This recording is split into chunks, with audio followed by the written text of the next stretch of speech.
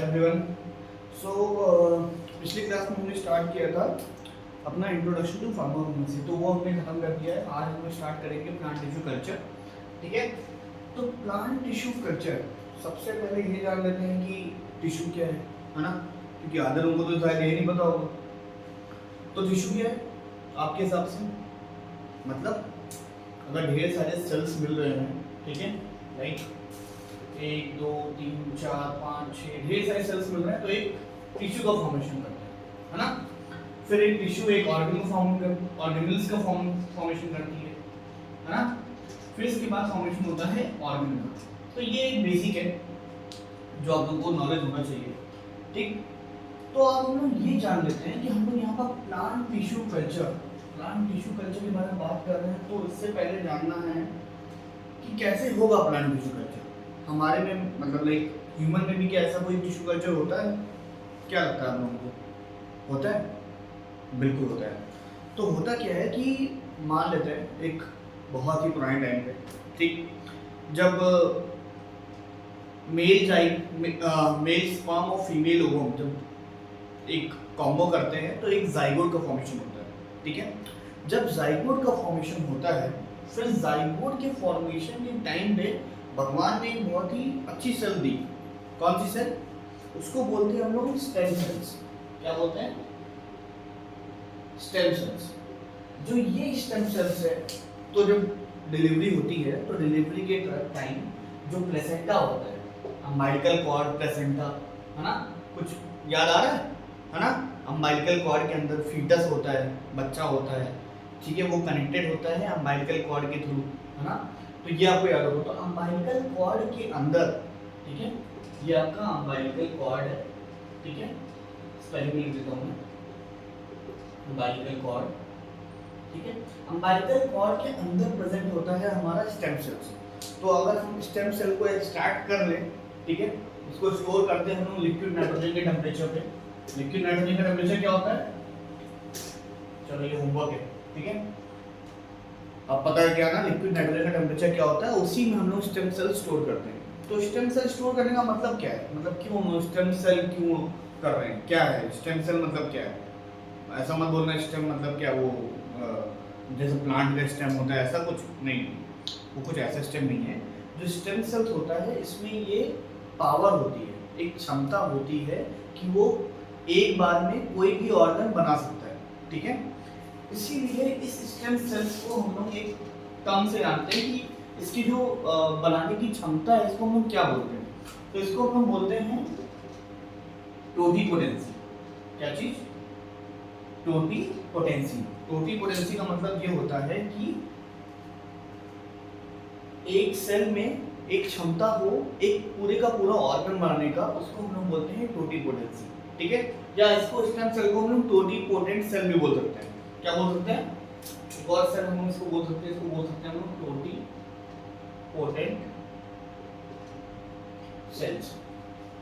ठीक, तो ये हुआ हम लोगों का बेसिक कि प्लांट टिश्यू कल्चर में हम लोग ने पहले अपने बारे में बात करी, क्योंकि जरूरी तो हम ही लोगों का है ना। तो ये हो गया हम लोग के बारे में स्टेम सेल्स। ठीक है, अगर हम लोग प्लांट की बात कर रहे हैं, तो प्लांट की बात में भी कुछ ना कुछ तो कोई ना कोई सेल तो होगा ना, तो वो स्टेम सेल ही होता है, बस नाम बदल जाता है। क्या हो जाता है? मेरी स्टेम सेल्स। ठीक है, तो मेरी स्टेम सेल्स जो होते हैं वही फॉर्म करते हैं आगे मेरिस्टेमेटिक टिश्यू। क्या फॉर्म करते हैं? Meristematic tissue. तो क्या डिफरेंस है मेरिस्टेम में, क्या बन रहा है? मतलब मेरिस्टेमेटिक सेल्स क्या है, मेरिस्टेमेटिक टिश्यू क्या है, या मेरिस्टेम सेल्स क्या है, क्या होगा ये? तो जैसे अभी हम लोग, मतलब आप लोग, जैसे आप लोग अभी 3rd ईयर में हो या 4th ईयर में हो या 1st ईयर 2nd ईयर किसी भी ईयर में हो, अभी आप लोगों का अभी कोई डिफाइंड नहीं है ना। अभी आप लोगों को नहीं पता है कि हमें करना क्या है, आगे जाके हमें DI में जाना है, फार्मासिस्ट में जाना है, कि किस में जाना है, हमें ये नहीं पता है ना। तो इसीलिए थोड़ा हमारा अभी एक गोल अभी सेट नहीं है। बस अभी आपको पता है कि चलो GPAT और नाइपर निकालते हैं, GPAT नाइपर निकालने के बाद कुछ MS फार्म या M फार्म करते हैं। ठीक है, उसके बाद हम लोग सोचेंगे कि आगे क्या कर सकते हैं। देखो, सबका एक कुछ ना कुछ तो होता ही है कि हाँ भाई बी फार्म कर लिया तो चलो फार्मासिस्ट कर लेते हैं, वो भी अच्छा ऑप्शन है, ठीक है। लेकिन सबको पता है गवर्नमेंट एग्जाम का हाल क्या है ना, एक सीट एक लिमिटेशन होती है कि हाँ उसमें होना बड़ा मुश्किल है। बट जीपैट और नाइपर एक बहुत ही अच्छी चीज़ है। अगर आपको आगे करियर में ग्रो करना है, आप गवर्नमेंट एग्जाम में इंटरेस्टेड नहीं हो, तो आपको जीपैट और नाइपर तो चाहे गवर्नमेंट का है चाहे प्राइवेट का है, आपको प्रिपरेशन करना मस्त है, ठीक है। रिसेंटली मेरी कंपनी में एक वैकेंसी आई थी, तो उन्होंने स्पेसिफिक कर दिया कि हम सिर्फ नाइपर वालों को ही लेंगे। तो आप सोच सकते हो कि कितना इंपॉर्टेंस है नाइपर वाले होने की, ठीक। तो चलो आगे बढ़ते हैं। मेरिस्टेम सेल्स और मेरिस्टेमेटिक टिश्यू। तो मेरिस्टेमेटिक जो टिश्यू होता है वो होता है अनडिफरेंशिएटेड, जो कि अभी आप लोग भी क्या हो, अनडिफरेंशिएटेड। अनडिफरेंशिएटेड मतलब आपको पता नहीं है कि आपको आगे क्या करना है, आप अभी थोड़ा डाउट में हो कि चलो कुछ क्या कर सकते हैं, मतलब क्या जीपैट लिखें, क्या नाइपर करें, क्या फार्मासिस्ट करें, क्या डीआई करें, तो इस सब में आपका भी डाउट है। तो इसीलिए meristematic tissue is kind of undifferentiated tissue, ठीक है। अब अनडिफरेंशिएटेड टिश्यू है, ये अनडिफरेंशिएटेड टिश्यू बनता है फिर परमानेंट टिश्यू, ठीक है।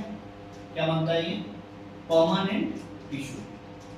अब जो ये परमानेंट टिश्यू है, इसके बारे में आपने शायद जब आप बॉटनी पढ़ रहे होंगे अपने 12th में, या आपने कभी लाइफ में कभी बॉटनी का नाम सुना होगा, है ना। तो बॉटनी में था परमानेंट टिश्यू। परमानेंट टिश्यू के 3 डिवीजन होते हैं, पैरेन्काइमा, कोलेनकाइमा, स्क्लेरेन्काइमा, ठीक है। कौन कौन से होते हैं, पैरेन्काइमा, कोलेनकाइमा, स्क्लेरेन्काइमा। तो वो मैं अभी लिख देता हूँ ताकि आप लोगों को बेसिक आइडिया हो जाए कि हाँ भाई पैरेन्काइमा क्या होगा, कोलेनकाइमा क्या होगा, स्क्लेरेन्काइमा क्या होगा, ठीक है। क्वेश्चन इससे बन सकते हैं, हमारे जीपैट और नाइपर में नहीं बन पाएगा, लेकिन हाँ अगर आप फार्मासिस्ट एग्जाम की तैयारी कर रहे हैं तो पैरेन्काइमा, कोलेनकाइमा, स्क्लेरेन्काइमा से एक क्वेश्चन शायद बनने के चांस है, ठीक है। तो स्टार्ट करते हैं, हम लोग एक टेबल टाइप का बनाएंगे, पैरेन्काइमा, ठीक, collenchyma, I hope spelling clear है, और स्क्लेरेन्काइमा।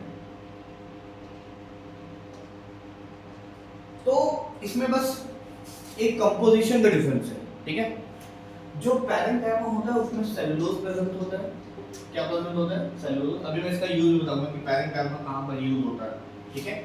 जब कोलेनकाइमा की बात होगी तो उसमें सेलुलोज प्लस पेक्टिन, क्या चीज, सेलुलोज प्लस पेक्टिन, दोनों चीज प्रेजेंट होती है। स्क्लेरेन्काइमा में प्रेजेंट होती है सेलुलोज प्लस पेक्टिन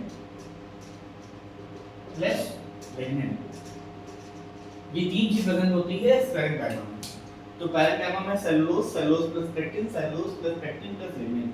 अब सेलुलोज है तो आप लोगों ने पढ़ा ही होगा ना, शुगर, सेलुलोज। तो सेलुलोज क्या है, एक स्टोरेज फॉर्म ऑफ वैक्यूल्स है, मतलब एक वैक्यूल का फॉर्मेशन होता है हमारे इसमें, और इसमें फूड का स्टोरेज होता है। इसका फूड का स्टोरेज है भाई, चाहे प्लांट तो लिविंग भी है ना, उसको खाएगी ना।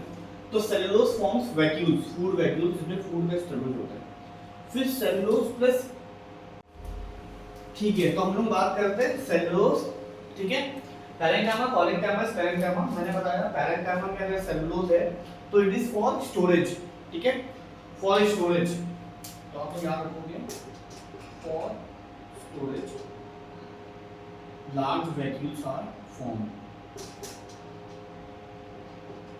Large vacuoles is formed. जब बात कोलेनकाइमा की आएगी तो आपने देखा होगा जब आप कोई झाड़ वाड़ तोड़ते हो, है ना, या लटकते हो, तो उसमें एक फ्लेक्सिबिलिटी होती है ना, कि अगर हम लोग घुमाएंगे तो मस्त घूम रहा होगा।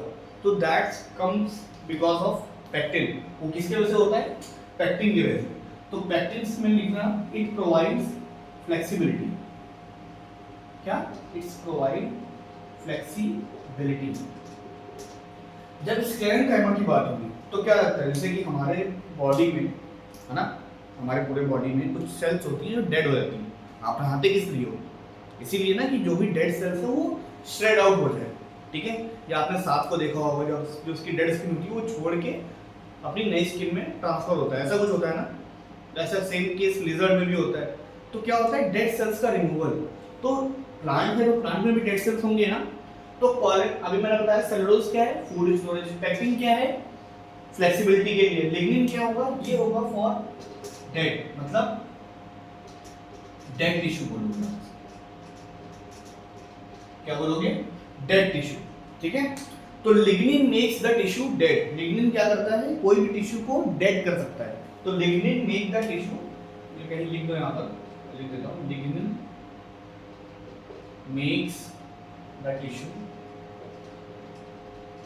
डेड। अगर आप प्लांट टिश्यू कल्चर में मैंने बताया परमानेंट टिश्यू, तो याद कैसे याद करोगे, परमानेंट कौन होते हैं, आईएसपीसीएस ना, तो आप लोग याद रखोगे पीसीएस, तो पीसीएस क्या होते हैं, परमानेंट होते हैं, इनको कोई नहीं हटा सकता, खाली ट्रांसफर हो सकता है आईएसपीसीएस वालों का, ठीक है। तो पैरेंकाइमा, कॉलेंकाइमा, स्क्लेरेंकाइमा, ऐसे ही पैरेंकाइमा, कॉलेंकाइमा, स्क्लेरेंकाइमा, पैरेंकाइमा में क्या होगा, सेलुलोज, ठीक है, कॉलेंकाइमा में क्या होगा, सेलुलोज प्लस पेक्टिन, और स्क्लेरेंकाइमा में क्या होगा, cellulose plus pectin plus lignin, ठीक।